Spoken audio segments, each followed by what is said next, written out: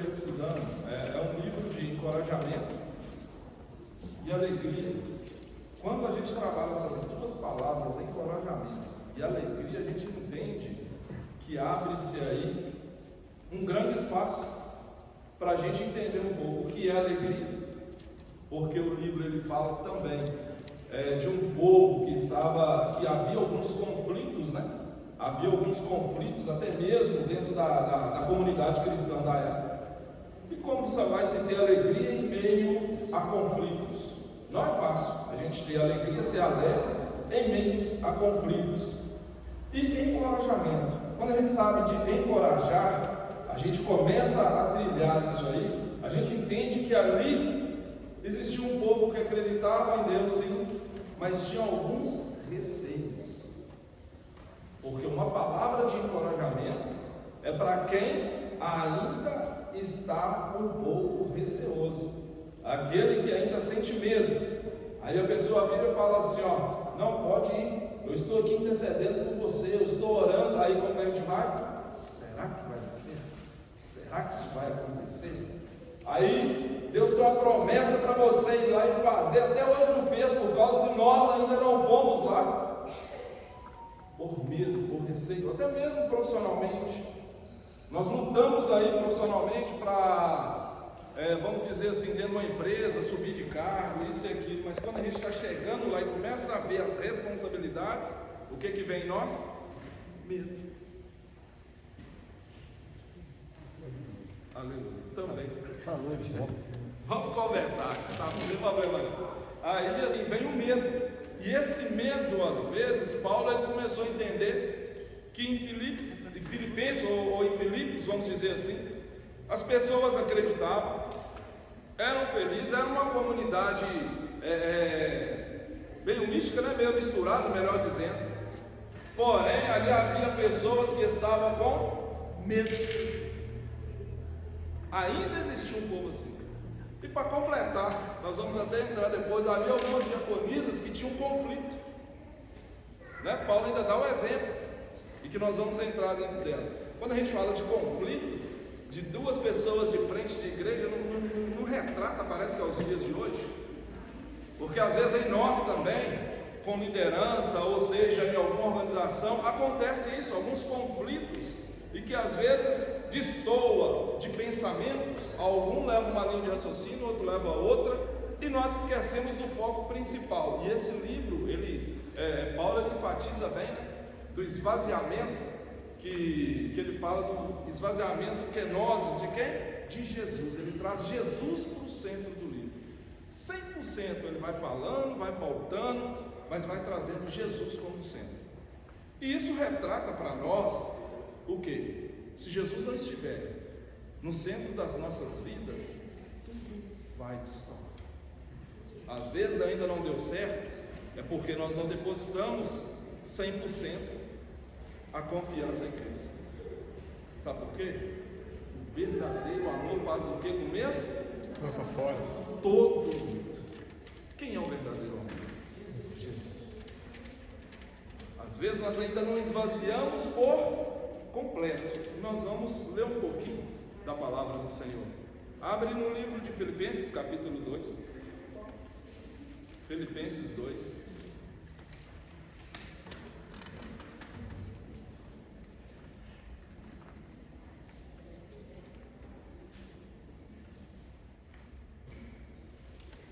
Nós vamos ler a partir do versículo 5.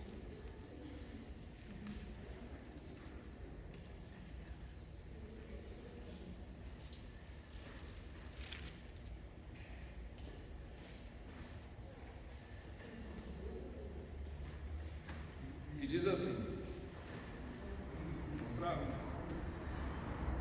tende em vós o mesmo sentimento que houve em Cristo Jesus, que, existindo em forma de Deus, não considerou o fato de ser igual a Deus algo que devesse se apagar, mas, pelo contrário, esvaziou a si mesmo, assumindo a forma de servo e fazendo-se semelhante aos homens.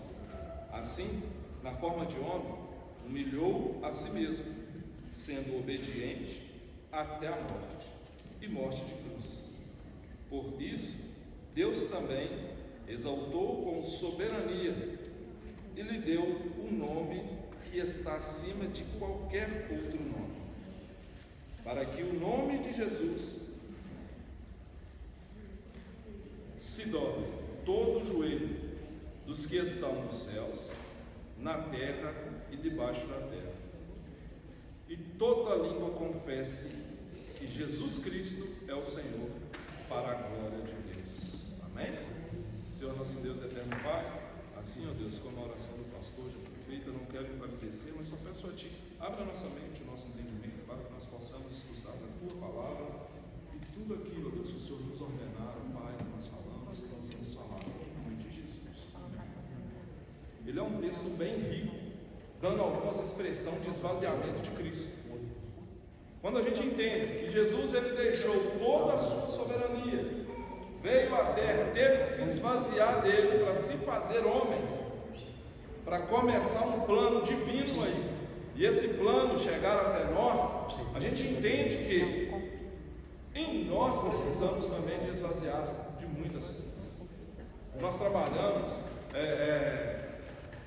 quando Paulo ele começa a falar com esse povo, porque ele quer chamar a atenção do povo de uma forma diferente agora ele vê a igreja de Filipenses, só para a gente entender um pouquinho, é uma igreja que foi escrita também numa prisão, a carta escrita também numa prisão, a gente vê isso em Filipenses capítulo 1, versículo 3, vê também assim, a maturidade a qual Paulo fala. Essa igreja ela foi fundada, na verdade, ele mandou uma carta para ela, mas a fundação dela foi a segunda viagem missionária de Paulo.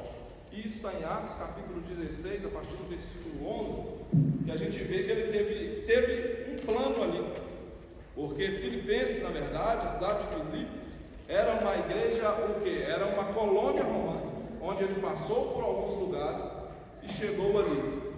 Ele chegando ali, ele foi fazer uma reunião. Nessa reunião é onde tem a convenção de Lídia. Posteriormente, para o povo da época, ali havia também o romano. Nós estamos estudando sobre seitas e heresias. O pastor tem trago aqui aos domingos de manhã e nos faz lembrar disso. Eles também já tinham ali as suas agregações religiosas.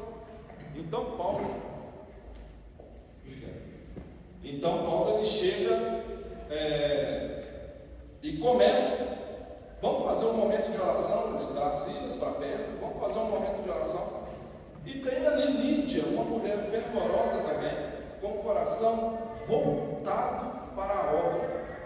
E de repente Lídia vai e começa a criar um interesse. Ela abre o seu coração para Cristo.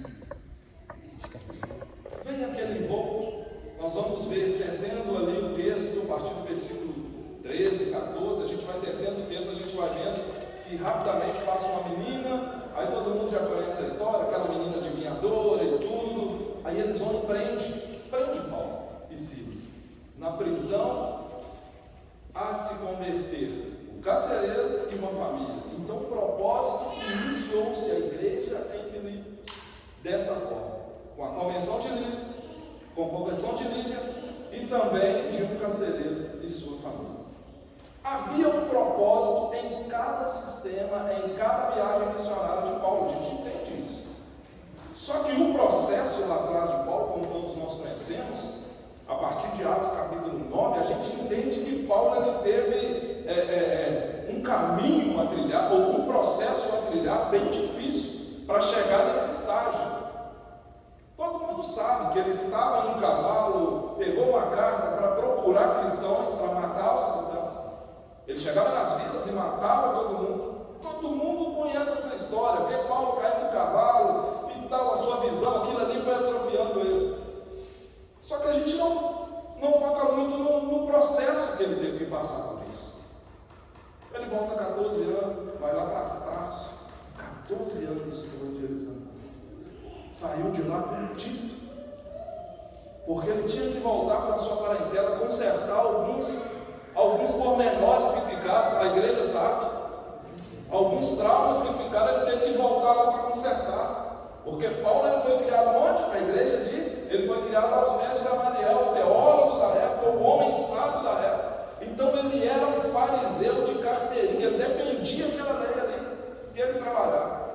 Só que de repente agora nós vemos Paulo diferente. A gente vê Paulo agora, depois do encontro que ele teve com o Senhor, agora Paulo ele chega perto dos discípulos, ele tem que descer corrido, porque o povo agora quer matar ele. Só que aí entra um processo. Esse processo que ele passou lá, Paulo ele teve que voltar para esvaziar dele mesmo. E ele traz esse exemplo. Só que agora eu quero trazer um pouco para nós.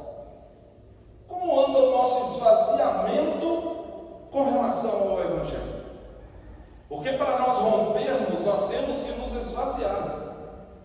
Nós temos que tirar tudo aquilo que não provém. Quando a gente vai falar assim agora, não vivo mais eu, mas Cristo vive. Não vivo mais eu, mas Cristo vive. Cristo tem vivido em nós, verdadeiramente.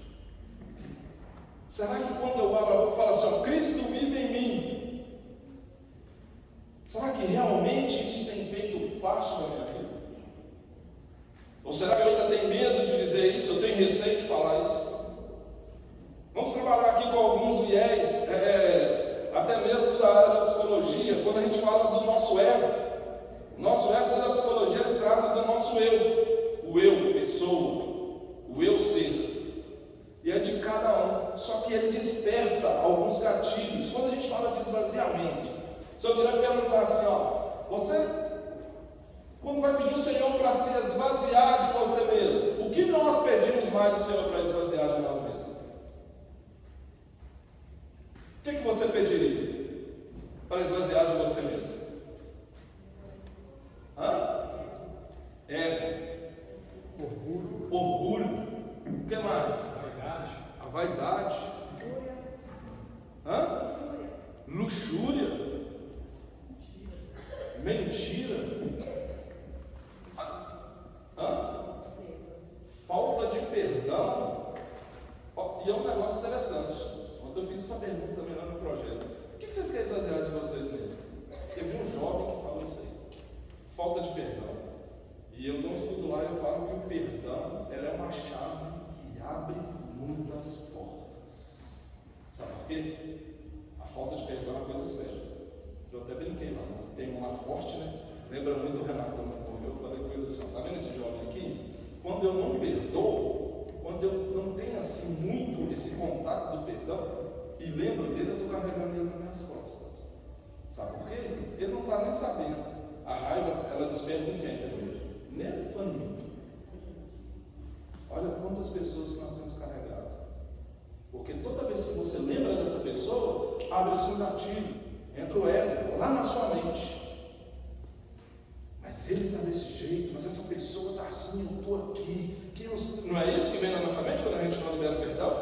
A primeira coisa que vem na nossa mente é o quê? Por que ele está tão bem e eu estou desse jeito? Aí, se não me engano, me corrige aí, pastor, é Salmo 73. Que Asaf fala muito isso. 7,3, Salmo 73. Que Asaf, em algum momento da sua vida, ele não é falta de perdão, mas ele começa a se comparar. Por que o meu irmão, que não tem compromisso nenhum, que não sei o que tem, tarará. Aí Deus dá uma resposta para ele lá no final. A falta de perdão, ela trabalha quase que parelho com isso. Nós devemos perdoar para que nós nos sentimos melhor, para nós sentir melhor. O trabalho é inverso, para nós sentir melhor. E isso diariamente eu trabalho com pessoas assim, que carregam isso, porque são pessoas que vêm da criminalidade, então não tem muito rancor no coração, sofrem muito. Então assim, cada um tem aí, a gente pede isso, mas raramente a gente fala para Deus curar o que é o nosso ego, para mim esvaziar do nosso ego, para mim esvaziar do meu orgulho, da minha arrogância, porque o ego ele vai disparando esses gatilhos aí, tá? É o ego que vai disparando esses tipos de gatilho. Então, quando Paulo ele relata para Filipos, nós temos que esvaziar, assim como Cristo fez. Ele está trabalhando com um povo que, quando ele olhava, porque ali tinha e gentios cristãos. Já havia uma mistura dentro da igreja atual da época. Então já havia essa mistura. Cabe-se igualzinho, eu estava estudando e falando, é nós hoje. Uma mistura de povos. Nós estávamos até brincando aqui, o pastor falando sobre o pentecostalismo, né?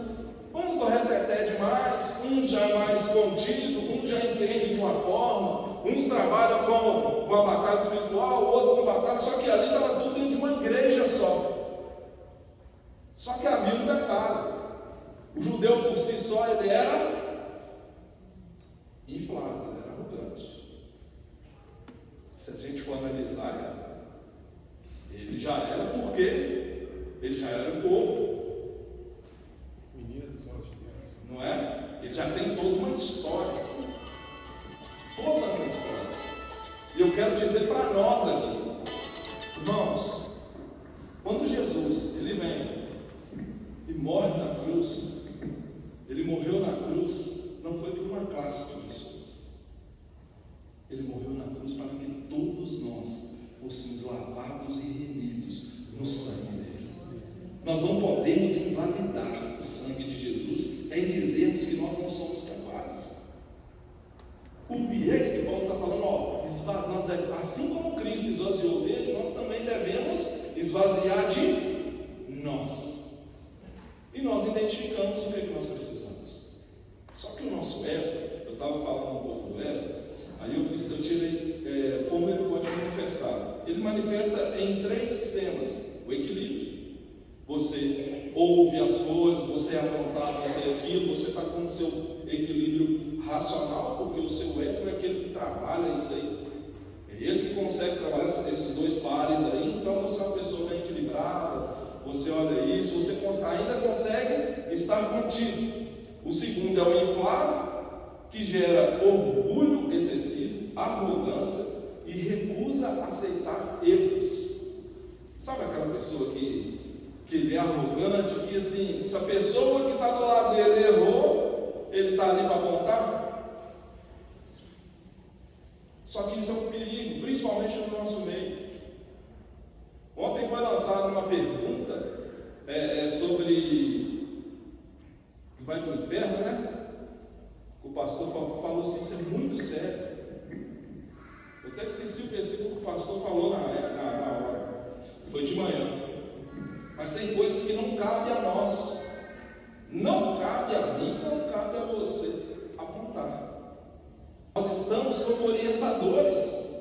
Aqui só tem líderes, nós estamos como orientadores. Às vezes nós falamos uma palavra e matamos o nosso irmão sem perceber, querendo apontá-lo piamente. E isso está, sabe onde? No nosso ego. Onde nós deveríamos estar esvaziando para que o Espírito Santo de Deus estivesse entrando, nós estamos inflando ele. Aí é um ego inflado, porque eu estou querendo ser juiz na vida de uma pessoa.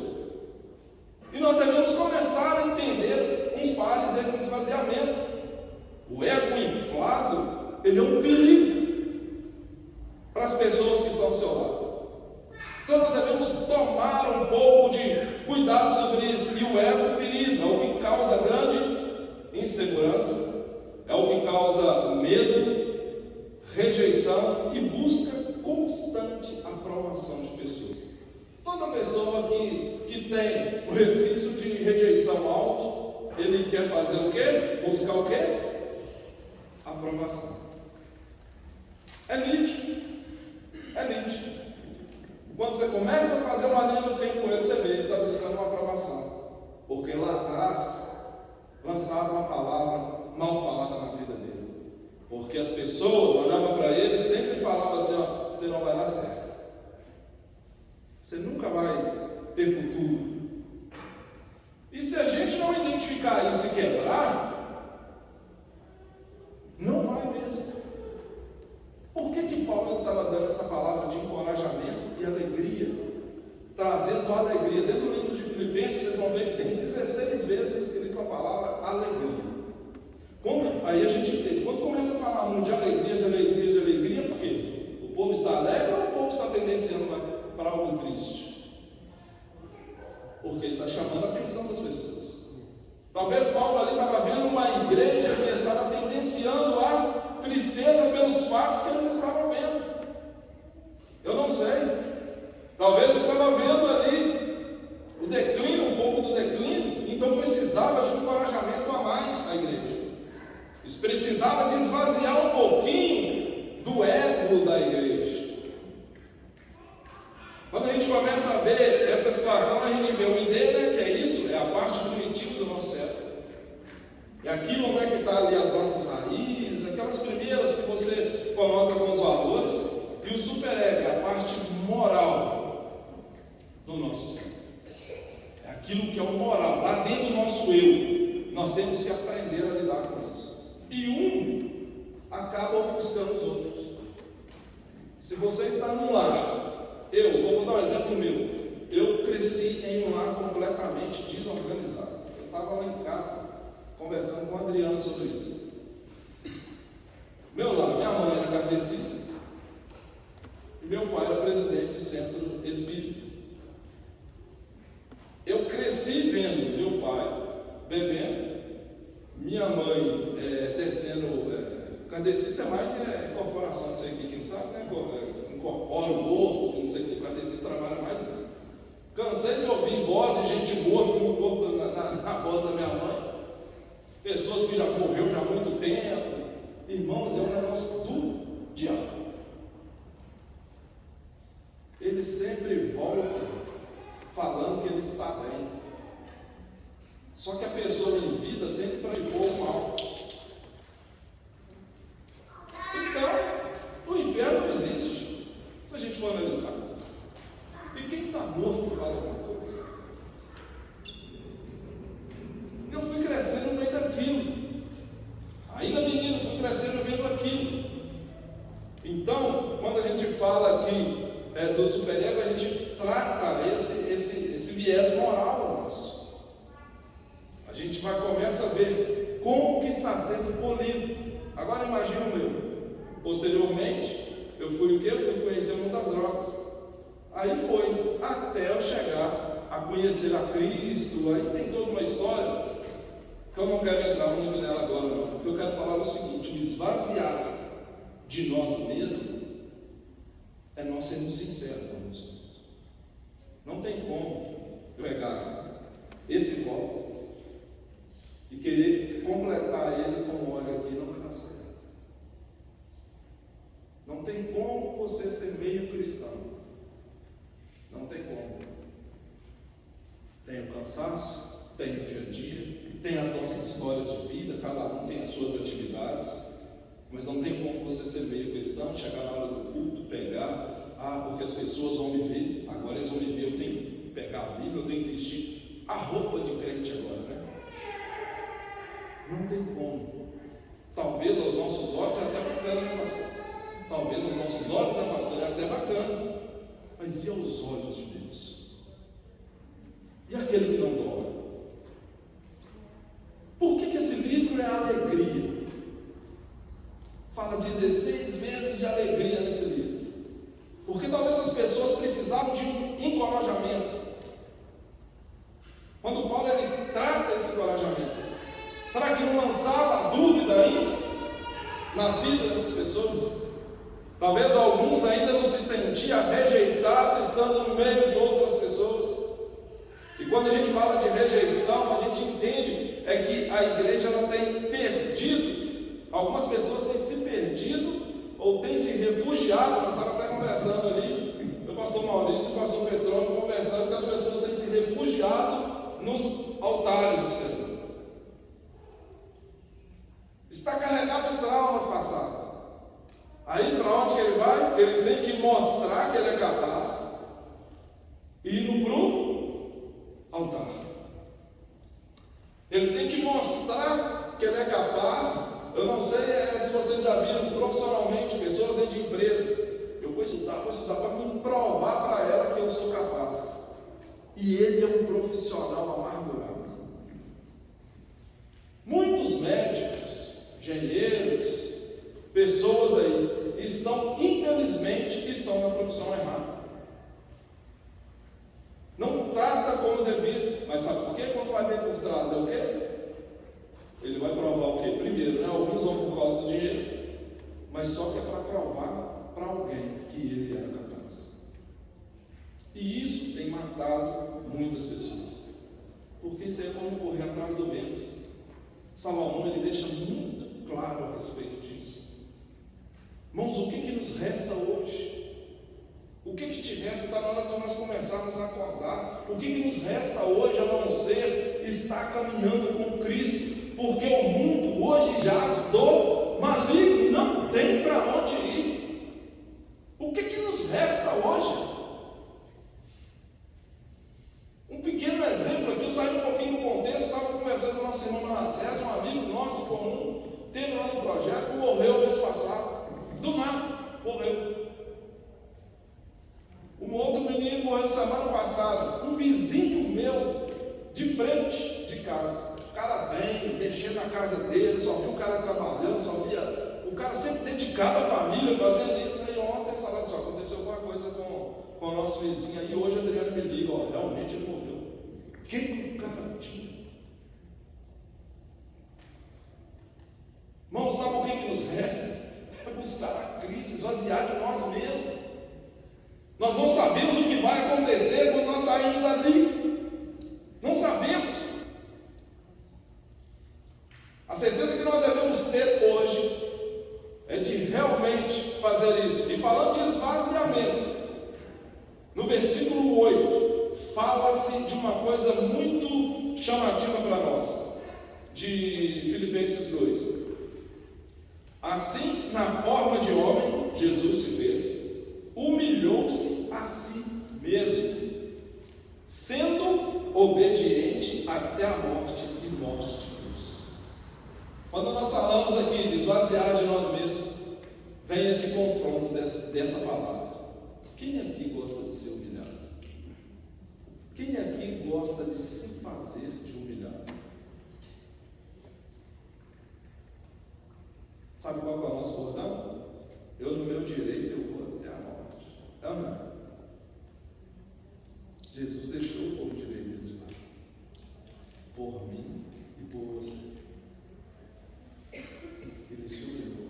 Quando a gente se humilha é aquela coisa assim, ó, eu estou no direito, mas eu vou dar a razão para nossa irmã Daniela. Daniela, eu estou no meu direito, mas eu vou dar a razão para ela. Pode ficar, não tem problema. Porque ele entendia, quem testificava aqui nessa terra era quem? Era o Pai. E quando nós brigamos pelo nosso direito, qual é a testificação que nós estamos querendo? Eu falo em alguma situação, tá? Porque nós temos direitos a ser servidos, sim. Mas eu falo em algumas situações, como do ego, que cria arrogância. Ah, não, eu tenho que provar para ele que é isso e aquilo. Para quê? Você quer provar que você é certo? Cristo tem aprovado isso aí. Acabou. Lá no projeto eu sempre falo com os meninos assim, ó, quem me testifica é Deus. Se essa coisa estiver errada, Deus vai testificar. E o primeiro que eu acredito que vai jogar fora que vai ser ele, vai pôr lá para fora.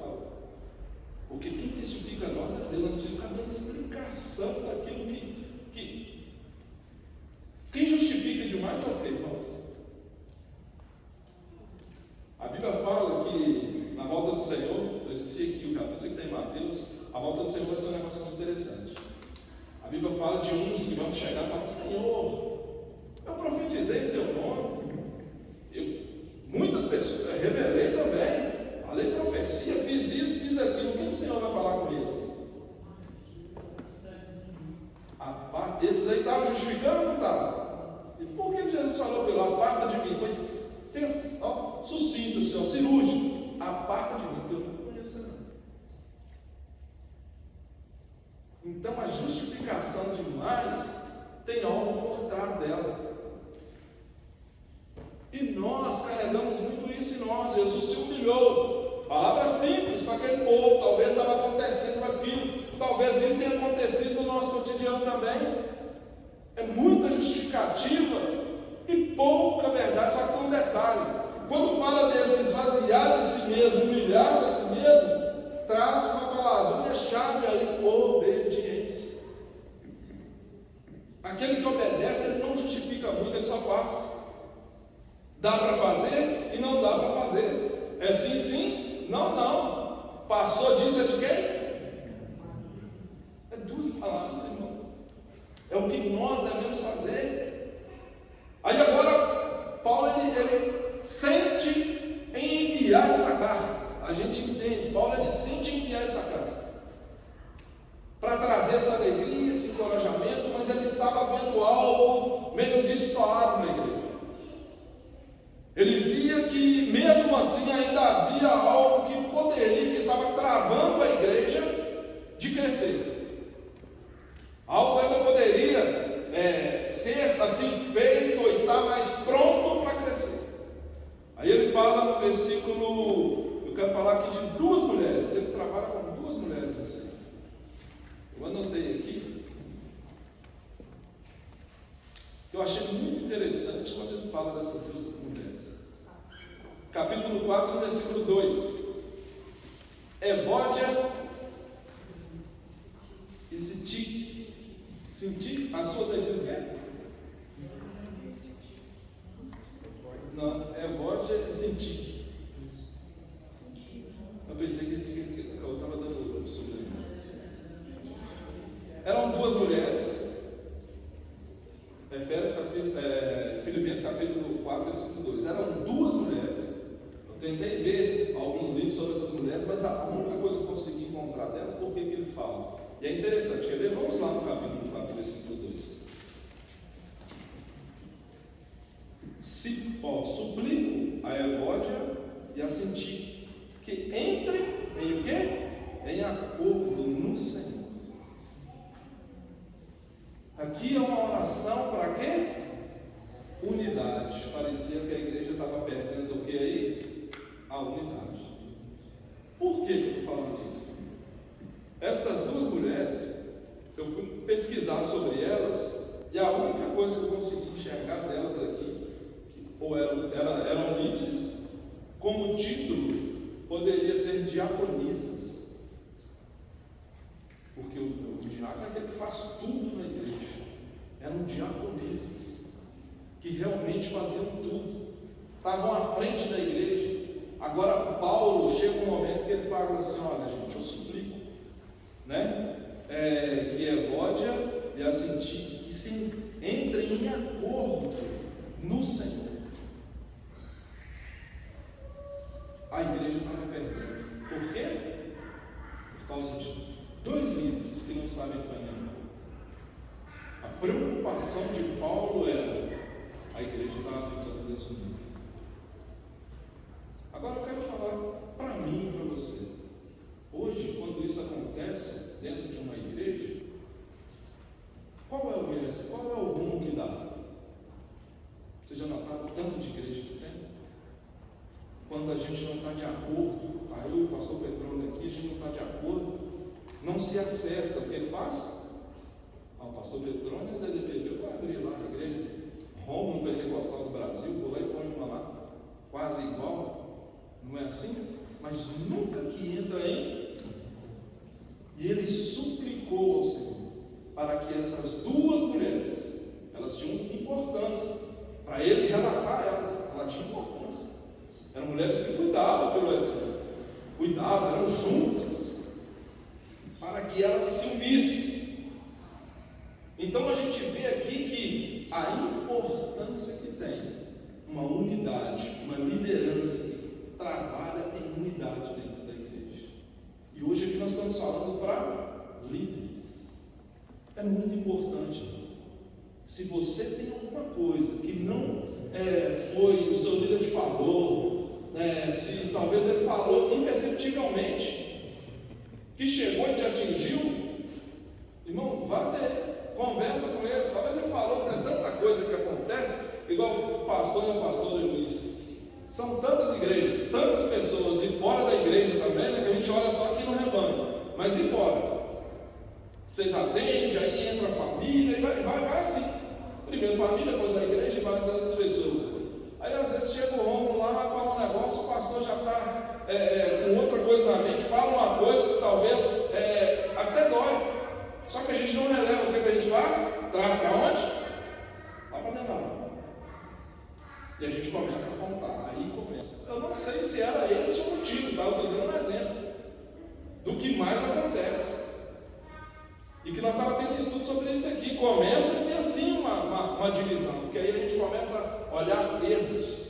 E é uma das coisas mais fáceis que tem, é olhar erro na vida de um irmão. É mais fácil. Comece a observar o irmão para você ver. Comece a observar, sabe o tanto de erro que tem. E muita gente tem deixado a Cristo por causa disso. Estava com um jovem lá no projeto que ele estava desgostoso de igreja. Desgostoso. Sabe o que ele falou comigo? Eu atendi a semana passada. Ele virou e falou: por que tudo sendo um homem de Deus, rapaz, fazer um negócio desse? Faz droga. Você usar droga, moço? 34 anos de idade. Já velho. Dizer que ajudou a irmã a montar a igreja, uma pastora. Aí a filha da pastora chegou e chapou a mão na cara dele e falou comigo. Eu falei: mas você deve ter feito alguma coisa? Ele falou: não. Só porque a pastora, antes de morrer, falou que eu ia ficar no lugar dela, não a filha. Aí a filha chegou e pregou a mão na orelha dele. Eu falei: o que você fez? Ele falou assim: abaixa a cabeça e ia embora. Eu falei: e aí? Nunca mais eu quis saber dela. Você não se acertou com ela, não? Pelo menos xingou ela também, saiu fora e vamos embora. Te perdoa, xinga ela um pouco, perdoa, vamos embora. Não fez nada, sabe o que ele fez? Foi para o cantinho dele chorar. Aquilo ficou mal resolvido na vida dele. Nós temos muito isso aí, tá? Nosso cantinho das lamentações. Nós temos que ter canto de resolução de problemas. Toda vez que nós vamos para o cantinho chorar e ficar lá, automaticamente o peso vai ser maior. Porque se nós chorar, não levantar e ir lá resolver, nós vamos ficar lá. O que aconteceu com ele? Não resolveu. Quando ele deu por si, ele falou que ele já estava bebendo e usando drogas. Um homem que fundou 7 igrejas. Porque o medo. Vocês lembram que eu falei com vocês na eleição? A gente falamos aqui algo do nosso ego? Medo de chegar e falar. Irmãos, isso tem matado muitos cristãos e tem nos deixado de crescer. A gente até quer ser grande, mas só que nós temos medo de chegar lá e falar assim: e agora? A palavra de encorajamento para nós, que é uma palavra linda aqui mesmo, capítulo 4, no versículo 13, que diz assim: posso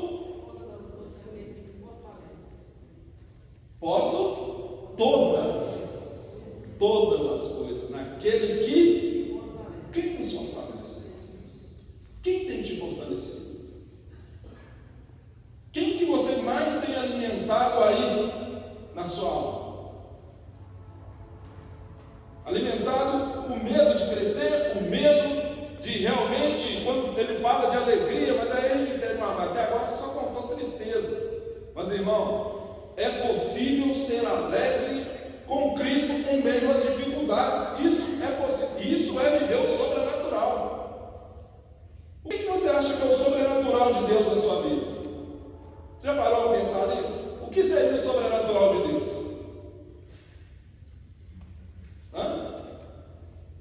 Pode falar. Quem quiser falar, pode falar. O que seria o sobrenatural de Deus?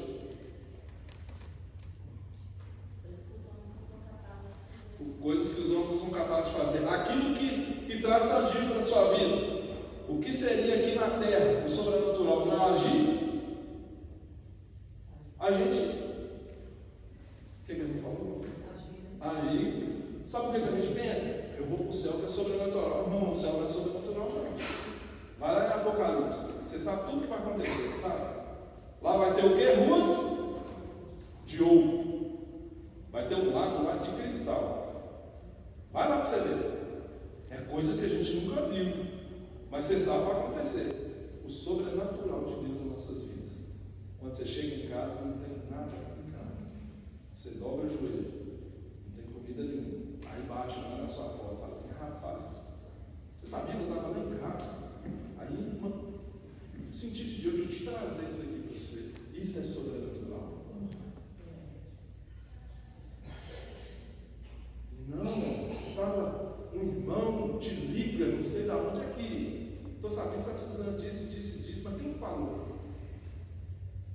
Isso é o sobrenatural ou não é? Mas para viver o sobrenatural, você tem que estar cada vez mais, sabe como? Íntimo de quem nos dá o sobrenatural, que é Deus. Não tem outra forma. Esse esvaziamento ele tem que ser contínuo em nossas vidas, tem que ser total. Nós não conseguimos viver pela metade. Nós vamos ter dificuldade. Esse povo estava tendo uma carência de dificuldades. Quer dar um exemplo de encorajamento a essas palavras? Teve um rapaz que ele estava, biblicamente falando, teve um rapaz que ele estava malhando trigo lá no lagar. Parece um anjo. Aí o anjo fala da promessa de Deus. O que ele falou? Já rebateu logo. Falou, já que é então vamos. E já logo ficou aflito. Por que é eu e estou aqui desse jeito? E virou história. Deus fez o sobrenatural. Eu nunca vi grito derrubado por água. Nunca. Gideão marcou uma história para ele, que Deus realizou o sobrenatural. Nós devemos pegar aquilo e nos encorajar, aquilo que a gente acha que é impossível, tá? Aquilo que você acha que é impossível. Paulo está realmente tratando o povo de Filipos de uma forma tão assim, vamos dizer, carinhosa, que ele dá tanto o parecer de Cristo para aquele povo. Fala assim, olha, Cristo ele negou a ele mesmo, se fez de homem, se humilhou, ele trouxe como obediência e teve morte de... O que era uma morte de cruz naquela época? Se tornar? Eles mudaram a morte de cruz porque um filho, se eu não me engano, de um grande imperador da época, ele fez algo horrendo, né? Era só aquelas pessoas de grandes canal, ele fez algo lá que ele também teria que ter a morte de cruz. Posteriormente, as pessoas foram mudaram por isso, para favorecer os grandes. Mas quando chegou em Cristo, não teve mudança não. Não teve mudança. Existe uma carta escrita que fala o seguinte, olha, escrita por grande César da época, se eu não me engano, que fala o seguinte, olha, esse povo, eles mesmos estão matando uns dos seus. Um homem que também poderia salvar, não estou querendo isentar, mas só que se não existisse essa morte, talvez nós não estaríamos aqui. E quando a gente fala de morte de cruz, dentro da era romana, se você xingasse alguém desse formato, era uma vergonha tremenda. Olha o que Cristo teve que fazer. E agora eu trago para nós. Eu vou trazendo esse parede para nós. Por que nós queremos ter tanta razão em coisas que não precisam? Tanto desgaste em coisas que não têm necessidade nenhuma. Nós devemos apenas buscar o Senhor, realizar a promessa daquilo que Cristo tem para nós. O que nós temos passado para os nossos liderados, irmãos? Mas eu quero falar passados. Passado não é falado, não. Passado é exemplificado. O seu líder, o seu liderado, ele pode estar olhando para você e seguir alguns passos que você segue. Temos estudado realmente a palavra, temos orado, temos tirado o nosso tempo com Deus para ser esse tal exemplo. Agora eu quero chamar a minha atenção para isso, porque igual hoje nós temos 26 acolhidos, 26. E ontem eu estava ouvindo testemunhos de alguns que eu ainda não conversei com eles. Eu falei, meu Deus do céu, tem 2 lá. Eu estava brincando com eles. Granada sem pino. Qualquer momento explode.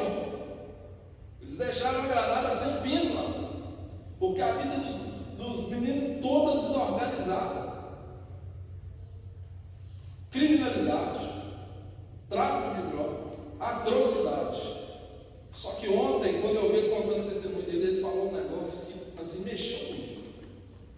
Ele falou assim, agora eu tenho um propósito na minha vida. Eu quero sair daqui batizado. Eu quero sair daqui uma nova pessoa em Cristo Jesus. Irmãos, isso alegra a nossa alma. Cristo tem realizado prodígios ainda. Isso eu vejo o verdadeiro Pentecoste, quando uma pessoa se rende ao Senhor, reconhece que ele sem Cristo realmente ele não é nada. Esse é o verdadeiro avivamento, irmão. Ele falando assim, com o olho até brilhando, falando de Cristo. Parecia que ele nunca tinha ouvido falar. E dando testemunho dele até brilhando. Quando eu cheguei lá, ele estava até brincando comigo. Falando assim: pastor, eu estou mais leve, brincando. Porque ele foi lá, teve coragem de chegar e falar.